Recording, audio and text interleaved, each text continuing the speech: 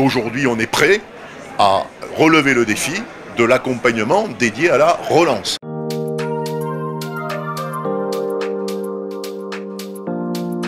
Les CCI, déjà, par leurs élus, ce sont les entreprises. C'est-à-dire qu'on a 5000 élus qui managent nos CCI, qui sont eux-mêmes issus des écosystèmes, des entrepreneurs, des territoires dans lesquels se trouvent les chambres. Le besoin d'accompagnement, non seulement nos conseillers le suivent, le détectent, mais on l'a en remontée immédiate par l'ensemble des professionnels qui représentent la plupart de la diversité des écosystèmes.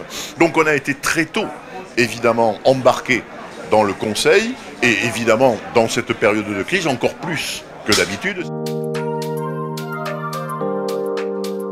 Quasiment l'intégralité des services des CCI pendant cette période ont continué à fonctionner. Nos formations avec les systèmes de distanciel, de e-learning, etc. ont été assurées, que ce soit dans les CFA et dans les écoles, à plus de 90%. Pourquoi? Parce que nous avions adopté, anticipé sur tous les équipements numériques très tôt, sans savoir à quel moment ils monteraient en puissance. On a développé une plateforme CCI Store qui a un peu de mal à être connue. Elle a pris 20% de fréquentation dans cette période en plus.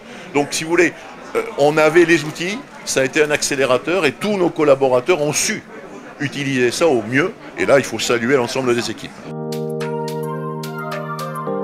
On va dans cette relance intégrer la recherche d'une résilience effectivement et peut-être beaucoup plus d'éléments liés au développement durable, à l'économie circulaire, au respect de l'environnement.